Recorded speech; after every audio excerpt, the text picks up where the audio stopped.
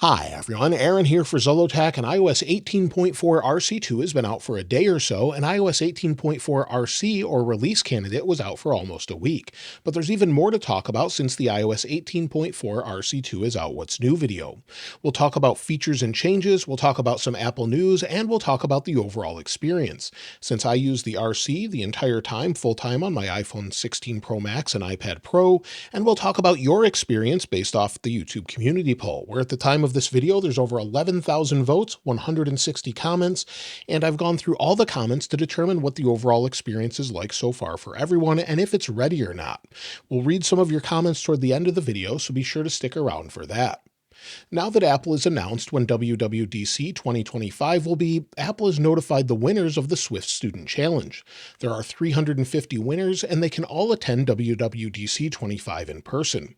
You can see some of this in the developer app, so if we go to the dev app here, you can go in, see more about WWDC, the Swift Student Challenge. You can learn more about WWDC, and lots of people won, a lot of people that follow me, and I follow you as well, and it's great to see them win, from simple apps to more advanced apps. They're all pretty great, and I can't wait to see what they have to offer. Now, Apple continues to update leadership inside Apple, and this week they added a new role for head of global stores. Vanessa Trigub has been promoted to the leadership role, who will hopefully make Apple stores a better experience again. Lately, they just don't feel as exciting. The overall experience seems to be a little bit chaotic, and hopefully it gets more organized and improves. Now, if you're someone that uses WhatsApp, this has been updated so you can now set it as your default messaging app. So if you have the ability to go into your settings, go down to your apps, and then set your default apps, you now have the option to set that for messages. So you can set WhatsApp if you have that installed, and I would encourage that if that's your main app. That way all of your information goes there by default, and I think it's great that you have the option now. Apple Maps has been updated this week to show Indigenous land in Australia and New Zealand. Apple posted a press release about it and worked with the Maori tribes to place detailed cards and map icons. So that's been updated in Australia and New Zealand, and you can see the press release here, where they deepen community initiatives, and you'll see that here. So lots of different updates with Australia and New Zealand. So I'll link this in the description if you'd like to check it out yourself. Apple continues to expand the AirPods Pro 2 hearing test update, and they want to offer this in more countries. They have to work with the local government to do this, and while they continue to work with Canada and their provinces to implement the features, Australia, Brazil, Saudi Arabia, Colombia, and Malaysia will soon be adding them as well if they haven't already. So if you go into settings and you have AirPods Pro 2, you can go in there, take a hearing test, and you may have the option to use them as hearing aids as well. Sleep apnea detection was also added in Malaysia, so if you have an Apple Watch, you'll be able to use that. If you're detecting sleep for sleep apnea, it may help you with that as well. As far as new features, well, iOS 18.4 adds Apple Intelligence support to many new countries. Many have been waiting for this, and it depends on countries and regulations, but Apple Intelligence will work in a few different areas now. If you have it set to English, it should now work in India and Singapore. Also, French works in France and Canada, German in Germany, Italian in Italy, Japanese in Japan, Korean in South Korea, Portuguese in Brazil, simplified Chinese and Spanish, Spain, Latin America, and the US. So it may now work in China. However, they didn't mention mainland China specifically, just simplified Chinese. So let me know if you're in that region of the world, if it's working for you in iOS 18.4 RC1 or RC2. So these particular updates will be coming to different parts of the European Union. However, SharePlay screen sharing as well as iPhone mirroring will not be added in the EU with 18.4, it seems. At least they're not in iOS 18.4 RCs yet.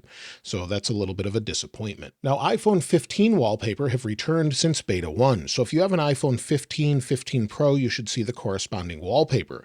However, they're not available on all devices for some reason, but at least they've brought them back for those that want to use them. So if you have a 15 Pro or 15 Pro Max, you can see the corresponding wallpaper here with black, white, blue, and natural, or the others for the iPhone 15 models. Now, there's many new features in this update, and I've talked about all of them in different videos, and of course we'll have a comprehensive video once it releases to the public, but we have new features such as visual intelligence updates on the iPhone 15. Again, you can assign that to the action button, so if you want to assign that, you can go into visual intelligence on the 15 using the action button or using the control center. One of my favorite features has to be the ambient music. I think that's a great addition. However, it's odd that we don't have a separate music player. We have updated mail for iPad, recipes and news, News, and much more. So those are great features. I think one of the greatest things here is if you want to use Apple News Plus, go into food, go to the recipes, and you can enable cook mode. I think this is great, seeing the ingredients, directions, and more. So some great updates with this, along with emoji and more, but it is a bigger update than I think we expected, with some refinements and some things that they've really made better we'll talk about in a moment. Now, when it comes to iPhone 17 Pro, we keep seeing more and more information about the iPhone 17 Pro models and regular models, with some recent dummy model leaks from Sonny Dixon, and more people are backing up the design. However, we've started to hear more and more about the iPhone Fold. iPhone Fold is expected in 2026, and recent news suggests it has a metallic glass hinge. This is according to Instant Digital on Weibo. Ming-Chi Kuo said something similar. However, he said it would be liquid metal that was sort of like the early SIM card tools Apple included in iPhone boxes. So what that actually entails, we don't know. Apple's still working on the design, but we do expect a Fold, and that would mean some sort of change to the operating system to make it a hybrid where it would work on a larger screen and expand. But that could go along with iOS 19. And as I've mentioned before, iOS 19 is going to be a huge redesign finally, but there's some reports that it could be less exciting, but then there's conflicting reports that it's a bigger change than we expected. John Prosser showed what he believes iOS 19 will look like in a recent video, but after that video, Mark Gurman said that it's different and a bigger change than what was shown, that he was maybe on an older version or saw an older version, and it's definitely a big change. Now, if you want to try a mock-up of what some think iOS 19 will look like, I'll link this in the description below, but it's from a user named Shane with an iOS 19 prototype. If we scroll over here, you can see what it looks like, and you can see maybe what it would look like with round icons. However, many people say that it probably doesn't have round icons. It probably has squared off icons and maybe some different translucencies and transparencies. But this gives you an idea of what it could look like. But again, I'll link this in the description if you want to try it out. Now, this past week, we had quite a few releases, not only iOS 18.4 RC and RC2, along with macOS, watchOS, tvOS, visionOS, and others. They did update PowerBeats Pro 2 firmware. They updated it to version 7b30. Now, mine are not yet updated. If we go into here, scroll down, you'll see they're on version 7b24, so I need to update them. We also, of course, know about the announcement of WWDC 2025, and we do expect iOS 18.4 to release to the public very soon as next week, probably the 31st or sometime later in the week. Apple said it would be available in April, so we can expect it this coming week. Unless there's additional issues, that's when I would expect it. Then we'll move on to iOS 18.5 Beta 1. Mark Gurman said it's in the works. It will come out to the public in May, so they need to get on this and release that very soon. Of course, WWDC 2025 is on June 9th, and of course that's when we'll see iOS 19 Beta 1 for the first time. We'll have concurrent betas, public betas, and a public release typically in September, usually around the iPhone 17 launch. So I would expect all of that very soon, and it's going to be a very exciting few months at this point. When it comes to the overall experience, iOS 18.3.2 was great at first, but then seemed to go downhill a little bit. Many people started to have all sorts of issues with it, from apps crashing to camera focus issues, touch issues, stutters, Wi-Fi dropping, but it looks like iOS 18.4 has refined that. RC2 in particular seems to fix all of these issues, and most of them have gone away. So most report there's no issues at all, and I know it's only been a day or so, but many people say that touch delays are fixed. Many report zero issues, and I haven't seen any touch issues in RC2. I did see a brief stutter when I scrolled in the control center for the first time, but it's never returned. The micro stutters seem to be fixed, whether that's on the iPhone 11, iPhone 16 Pro Max, or anything else. Most of those issues have gone away, and it looks like they've finally fixed the camera bug. Go into it here, whether it's on the lock screen, just opening up, swiping over, it looks like it opens every time. So this is great news. It looks like they've finally refined it, really fixed all the issues, and it's finally much better. CarPlay even seems to be fixed, so many people said that CarPlay would crash when they used it. I personally haven't experienced this. Other people said they were on the phone, it would just reboot. I haven't seen this as well. It looks like they've fixed all those issues, and people that installed RC2 that were having those issues have said they've been fixed. The same is true with notifications. It looks like it's been fixed for the most part. No issues here. I don't show any stutters or anything. If I go into this, tap on it, open it up, no real issues here. It seems like it's much, much better. So definitely an improvement, at least from what I'm seeing. The wallpaper dimming bug is still there. You can see it here, and maybe they're just waiting for iOS 19 to fix it. On this particular update, it looks like it sort of desaturates. On others, it saturates a little bit more. So even with the brightness half up, some people have suggested that I have settings off where if you go to edit and then you go to customize, this button here, I have it on the lighter mode with dark, and it just seems to be a bug that they're never going to fix. Apple actually refined and fixed most of the issues though on iOS 19. As long as it doesn't degrade over time, I think it's going to be a much better update. When it comes to performance, like I mentioned, the micro stutters seem to be gone. If we go into the app library, scrolling is nice and smooth. And I've seen some people say that the ProMotion or speed of ProMotion is a little bit slower, but unless you have a tool to measure that, it seems plenty smooth and fast to me, and it does ramp up and down as needed. Going into apps like weather is fast, going into camera is nice and fast, so no real issues here as far as that goes. When it comes to heat and thermals, it seems to be staying nice and cool. Now, it has only been a day, so I do expect it to process again in the background. It is a little bit warm, but nothing that's hot or anything like that in the ambient temperature I'm in now. But let's go ahead and take a look at the back of this using the thermal camera. So on the iPhone 16 Pro Max running iOS 18.4 RC2, we're at about 32 degrees Celsius. On the 16 Pro Max running the previous beta, it's a little bit cooler, but it's sitting here doing nothing, around 28.9 to 29 degrees Celsius.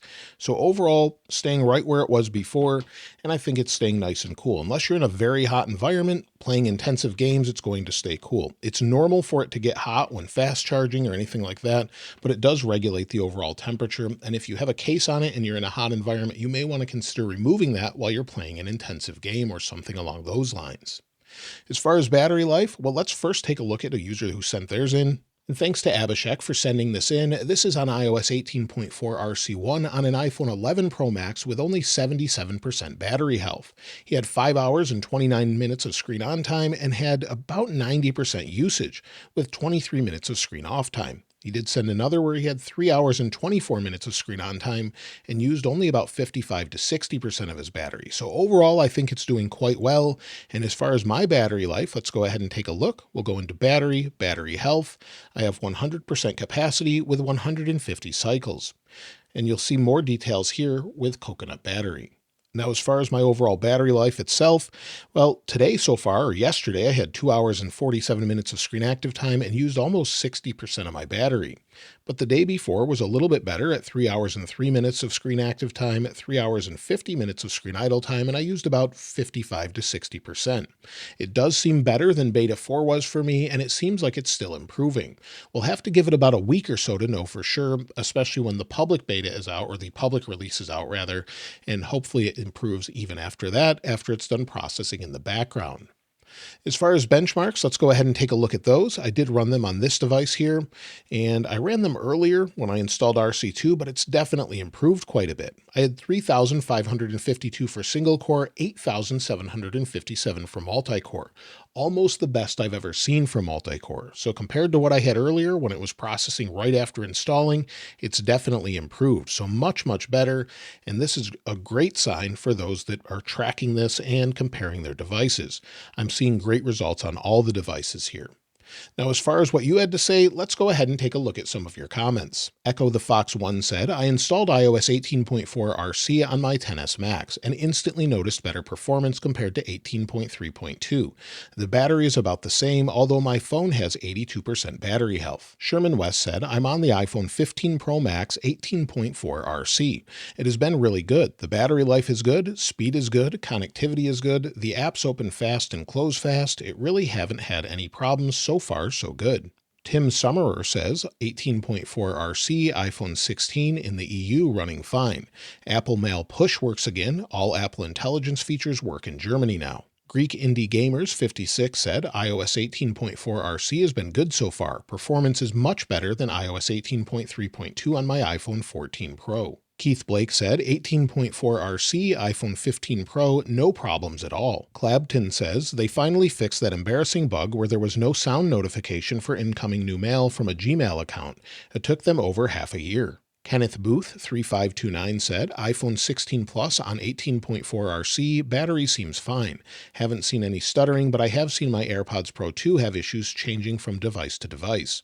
Going from an iPhone to a video call on my iPad mini A17 Pro, it would not swap over. I have been able to reproduce the issue twice. As far as AirPods connectivity, now I personally haven't had any issues on the device itself. However, switching from an iPhone to a Mac on the current public version, I did have some issues with that from the RC to the public version.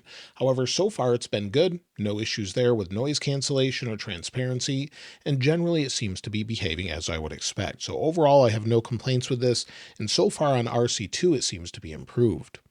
As far as connectivity, well, it seems okay. I haven't noticed any problems today at all, or even with the RC. I've had no reboots myself, but in general, it seems to be pretty good. But all of the bugs that were plaguing others seem to be gone at this point, at least for the most part. When it comes to iPhone storage, let's go ahead and take a look. Go to Settings, then General, then iPhone Storage. Wait for it to load. Scroll to the bottom, and under iOS, Apple Intelligence is still taking up 7.1 gigabytes. iOS is taking up 12.36 gigabytes for a total of 19.46 gigabytes. So that's quite a lot. Not anything more than what we had with previous betas, but they didn't decrease the size at all. If we take a look at it on a phone that does not support Apple Intelligence, you'll see it's only taking up 12.13 gigabytes. So a little bit less than what it is completely here at all when it comes to iOS. As far as the system data, well, that varies and goes up and down as needed. It's something I really wouldn't pay attention to, and it's cache data and explains that here. So if you take a look at it, as long as you're not using all your storage, it's nothing really to worry about. And iOS 18 now has been out for over 6 months, so I would expect this to be a more refined update. We're finally getting to the point where it's more usable than it was before, and it's refined like we would expect iOS 18 to be once it's released. But hopefully they get this right with iOS 19, and it's just a much better experience, but we'll have to wait and see. So that's everything with iOS 18.4 RC2. I think this was a great update. It's refined the issues we had before, and let me know how it's going for you in the comments below. If you found any additional features or differences using 18.4 RC2, I'd love to hear from you in the comments. Of course, I'll link this wallpaper in the description like I normally do, and if you haven't subscribed already, please subscribe. And if you enjoyed the video, please give it a like. As always, thanks for watching. This is Aaron. I'll see you next time.